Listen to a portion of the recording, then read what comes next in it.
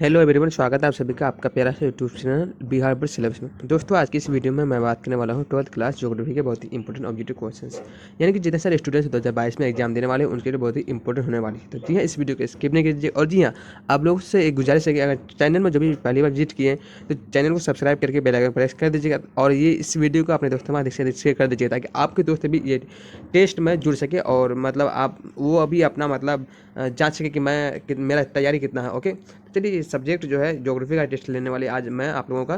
तो ये total questions आज 50 यानी 50 क्वेश्चंस कवर करेंगे। ऑब्जेक्टिव टाइप क्वेश्चन है ये, और क्लास 12 के लिए जो भी 2022 में एग्जाम देने वाले हैं उनके लिए बहुत ही इंपॉर्टेंट रहेगा आज के ये मॉडल शेयर।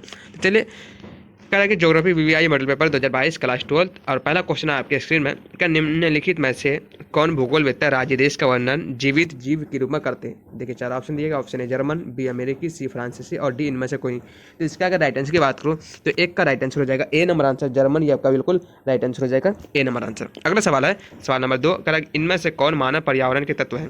तो इनमें से कौन मानव पर्यावरण के तत्व है? ऑप्शन ए में आपका वनस्पति, बी में आपका जलवायु, सी में आपका सड़क है एंड डी में आपका विभिन्न प्राणी जात। तो इसका राइट आंसर की बात करें तो इसका राइट आंसर हो जाएगा, जी हाँ, इसका राइट आंसर हो जाएगा 2 का सी नंबर आंसर सड़क है। ये आपका बिल्कुल राइट आंसर हो जाएगा, सी नंबर आंसर सड़क है। ओके, अगला सवाल है कह रहा प्रौद्योगिकी मनुष्य पर पर्यावरण की बंदिशों को करती है क्या?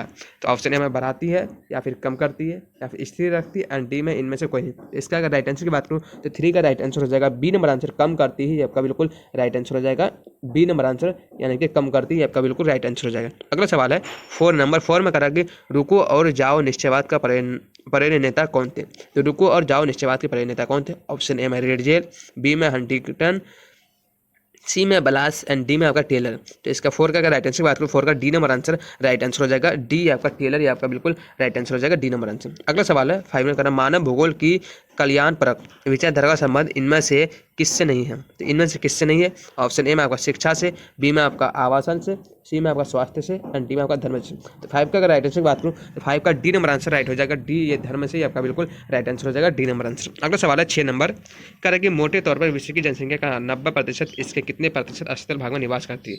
तो 90% जनसंख्या का कितना प्रतिशत भाग जो है, मतलब कितना प्रतिशत स्थल में निवास करती है टोटल जनसंख्या का? तो ऑप्शन ए में 70%, बी 50, सी में 30 एंड डी में आपका 10। तो 6 का राइट आंसर हो जाएगा, 6 का डी नंबर आंसर 10%। ये आपका बिल्कुल राइट आंसर हो जाएगा, डी नंबर आंसर। ओके, अगला सवाल है 7 नंबर। 7 में कह रहा है कि विश्व के 10 सर्वाधिक आबाद देशों में कितने एशिया में अवस्थित है? तो विश्व में जो है 10 सबसे अधिक आबादी वाला जो देश है उनमें से कितने एशिया में अवस्थित है? ऑप्शन ए में आपका 8, बी में आपका 7 एंड सी में 6 और डी में 4। तो 7 का सही जवाब हो जाएगा सी नंबर आंसर, 6। ये आपका बिल्कुल सही जवाब हो जाएगा, 6 जो है एशिया के देश है, सबसे सर्वाधिक आबादी वाले देशों में 6 एशिया देश का है। ओके, अगला सवाल है 8 नंबर। किस प्रदूषण द्वारा सर्वाधिक बीमारियां होती? तो कौन से प्रदूषण के द्वारा सबसे अधिक बीमारी होती है? ऑप्शन ए में आपका ध्वनि प्रदूषण, बी में आपका जल प्रदूषण, सी में आपका मृदा प्रदूषण एंड डी में आपका वायु प्रदूषण। तो 8 का राइट आंसर क्या हो जाएगा? जी हाँ, 8 का राइट आंसर हो जाएगा, बी नंबर आंसर, जल प्रदूषण। ये आपका बिल्कुल राइट आंसर हो जाएगा, बी नंबर आंसर। ओके, अगला सवाल है सवाल नंबर 9 में कहा कि वाल्मीकि नगर टाइगर रिजर्व कहाँ स्थित है? तो वाल्मीकि नगर टाइगर रिजर्व कहाँ स्थित है? ऑप्शन ए में आपका बिहार, बी में आपका मध्य प्रदेश एंड सी में आपका पंजाब और डी में आपका केरल। तो अगर इसका राइट आंसर की बात करो तो 9 का राइट आंसर हो जाएगा, ए नंबर आंसर, बिहार। ये आपका बिल्कुल राइट जवाब हो जाएगा, ए नंबर आंसर, बिहार। ओके, अगला सवाल है सवाल नंबर 10 में कह रहा है आपका कि देशों के मध्य व्यापार, यानी दो देशों के बीच, या दो मतलब टाइपिंग में मिस्टेक हो गया। ओके, तो यहाँ 2 हो जाएगा। तो दो देशों के मध्य व्यापार कहलाते हैं। जब दो देशों के बीच व्यापार होता है तो उन व्यापार को क्या कहते हैं? ऑप्शन ए में अंतर्देशीय व्यापार, बी में आपका अंतर्राष्ट्रीय व्यापार, सी में आपका स्थानीय व्यापार एंड डी में आपका बाह्य व्यापार। तो इसका राइट आंसर की बात करूँ तो 10 का राइट आंसर हो जाएगा, बी नंबर आंसर। ये आपका बिल्कुल राइट जवाब हो जाएगा, अंतर राष्ट्रीय व्यापार। ये आपका बिल्कुल राइट आंसर हो जाएगा। अगला सवाल है 11 नंबर का भारत में निजीकरण एवं वैश्वीकरण की नीति अपनाई गई थी कब? तो भारत में निजीकरण एवं वैश्वीकरण की नीति अपनाई गई थी कब? देखिए, 4 ऑप्शन दिया गया। Option A 1947, B 1951, C 1991 and D में है 2010 ईस्वी में। इसका 11 का राइट आंसर की बात करूँ तो 11 का राइट आंसर हो जाएगा, सी नंबर आंसर। ये आपका बिल्कुल राइट आंसर हो जाएगा, 1991 ईस्वी में। आपका बिल्कुल राइट आंसर हो जाएगा 1991 ईस्वी। ओके, अगला सवाल है सवाल नंबर 12। एन्नोर पतन किस राज्य में स्थित है? तो एन्नोर पतन कौन से राज्य में स्थित है? ऑप्शन ए में तमिलनाडु, बी में आपका कर्नाटक, सी में आपका केरल एंड डी में आपका आंध्र प्रदेश। तो 12 का राइट आंसर की बात करूँ तो 12 का राइट आंसर हो जाएगा, ए नंबर आंसर। ये आपका बिल्कुल राइट आंसर हो जाएगा, तमिलनाडु। ओके, ए नंबर आंसर राइट हो जाएगा। तो जी हाँ, जितना सारे स्टूडेंट्स को पता है तो कोई बात नहीं, बट जिसको नहीं पता है तो आप लोग क्वेश्चन में क्लियर कीजिएगा, क्योंकि ये आपका टेस्ट है और हो सकता है कि इन्हीं क्वेश्चन में आपको 2022 के बोर्ड एग्जाम में देखने को मिलेंगे। ठीक है, तो इसलिए क्वेश्चन को क्लियर कीजिएगा, अच्छे से देखिएगा। चलिए अगला सवाल है, सवाल नंबर 13 में कहा प्रायद्वीप बंदरगाह किस राज्य में है? तो प्रायद्वीप बंदरगाह कौन से राज्य में है? देखिए ऑप्शन ए में है तमिलनाडु, बी उड़ीसा, सी केरल, डी में गुजरात। तो 13 का राइट आंसर हो जाएगा, जी हाँ 13 का राइट आंसर हो जाएगा ये आपका बी नंबर आंसर उड़ीसा, ये आपका बिल्कुल राइट आंसर हो जाएगा। ओके, उड़ीसा। अगला सवाल है 14 में कह रहा है कि राष्ट्रीय महामार्ग 2 है, राष्ट्रीय महामार्ग 2 कहाँ से कहाँ तक है? तो ऑप्शन ए में दिल्ली से अमृतसर, बी में दिल्ली से कोलकाता, सी में पटना से पूर्णिया और डी में पटना से दरभंगा।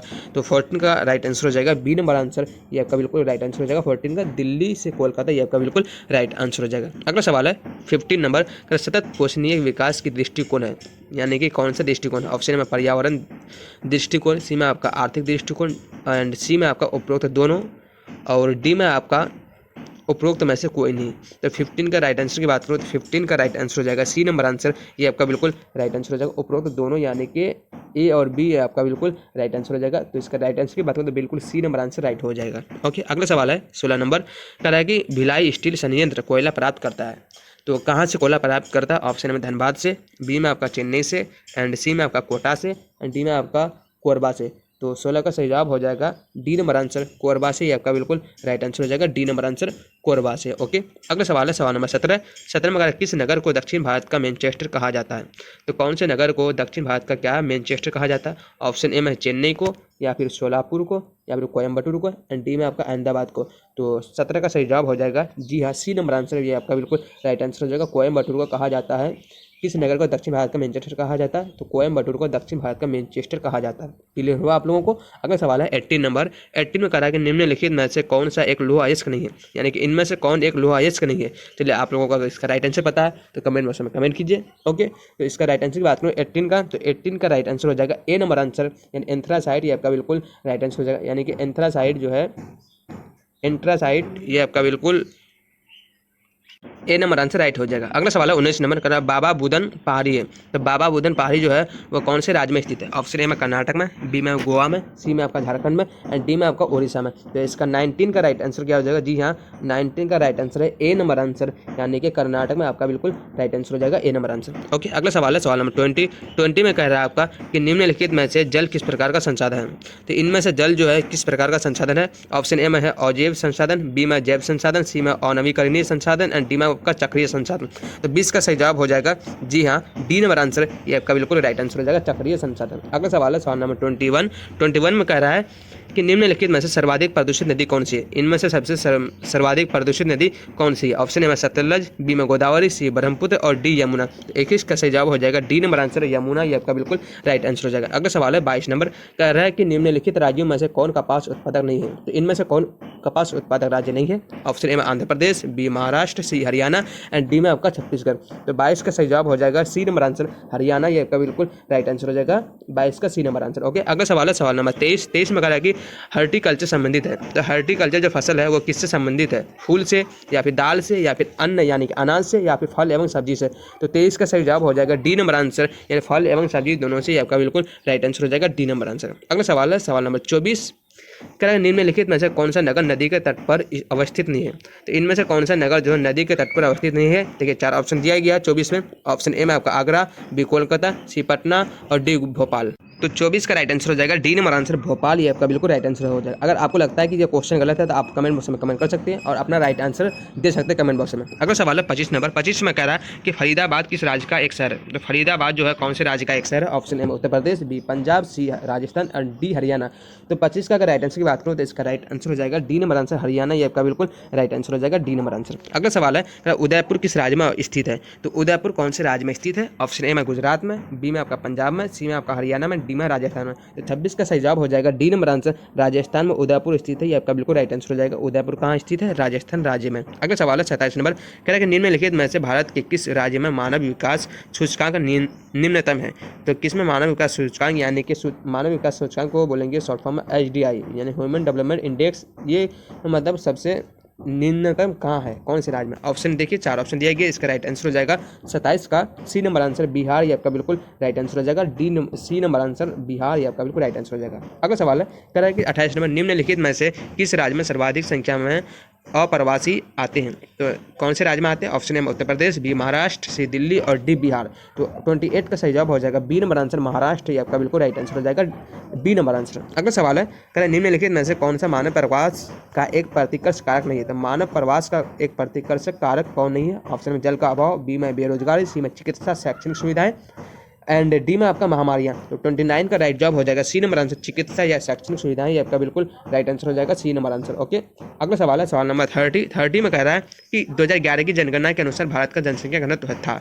तो 2011 की जनगणना के अनुसार भारत की जनसंख्या कितनी थी? ऑप्शन ए 382 व्यक्ति प्रति वर्ग किलोमीटर, बी 282 व्यक्ति प्रति वर्ग किलोमीटर, सी 402 व्यक्ति प्रति वर्ग किलोमीटर और डी में 328 व्यक्ति प्रति वर्ग किलोमीटर। तो 30 का सही जवाब हो जाएगा ए नंबर आंसर 382 व्यक्ति प्रति वर्ग किलोमीटर, ये आपका बिल्कुल राइट आंसर हो जाएगा ए नंबर आंसर। ओके, अगला सवाल है 31 कह रहा है कि भारत में सबसे कम जनसंख्या किस राज्य की? तो सबसे कम जनसंख्या कौन से राज्य की? ऑप्शन ए में हिमाचल प्रदेश, बी में आपका अरुणाचल प्रदेश, सी में आपका सिक्किम एंड डी में आपका गोवा। तो 31 का राइट आंसर क्या हो जाएगा? जी हाँ, सी नंबर आंसर, ये आपका बिल्कुल राइट आंसर हो जाएगा सिक्किम, ये आपका बिल्कुल राइट आंसर हो जाएगा। अगला सवाल है 32 नंबर कह रहा है कि 32 में इनमें कौन औद्योगिक नगर है? यानी कि 4 ऑप्शन दिया गया, इनमें से कौन औद्योगिक नगर है? ऑप्शन ए में वाराणसी, बी में पटना, सी लाहौर और डी पीटर्सबर्ग। तो 32 का सही जवाब क्या हो जाएगा? डी नंबर आंसर पीटर्सबर्ग, ये आपका बिल्कुल राइट आंसर हो जाएगा डी नंबर आंसर। अगला सवाल है 33 नंबर कह रहा है कि निम्नलिखित में से कौन इथियोपिया की राजधानी, यानी कि इथियोपिया एक देश है, तो इथियोपिया की राजधानी इनमें से कौन है? ऑप्शन ए में कैनबेरा,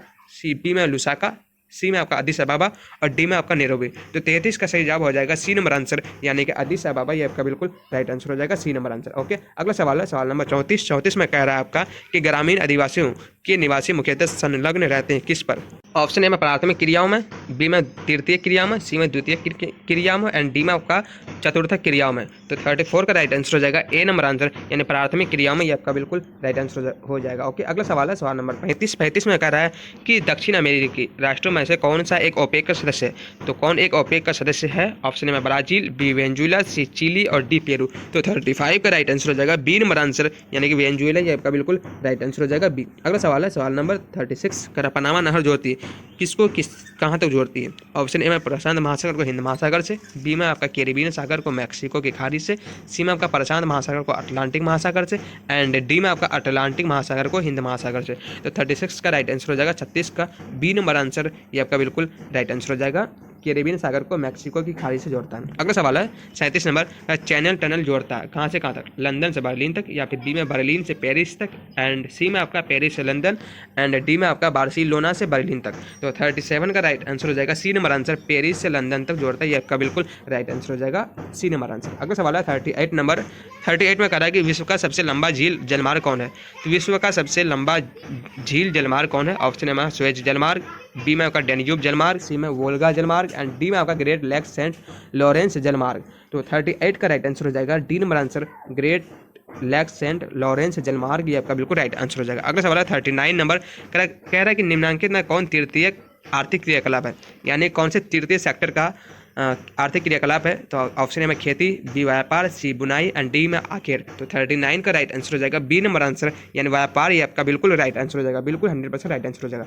अगर आप लोगों को पता था इससे पहले आंसर तो आप लोग कमेंट बॉक्स में कमेंट कर सकते हैं। ओके गाइस, सो क्वेश्चन में 40 है, करें निम्न में से कौन सा एक जोड़ा सही मेल खाता है? तो कौन सा जोड़ा एक सही मेल खाता है? ऑप्शन ए में आपका लोह इस्पात उद्योग अहमदाबाद में, सूती वस्त्र उद्योग जमशेदपुर में, आपका चीनी उद्योग बरौनी में। तो 40 का राइट आंसर हो जाएगा सी नंबर आंसर, ये आपका बिल्कुल राइट आंसर हो जाएगा चीनी उद्योग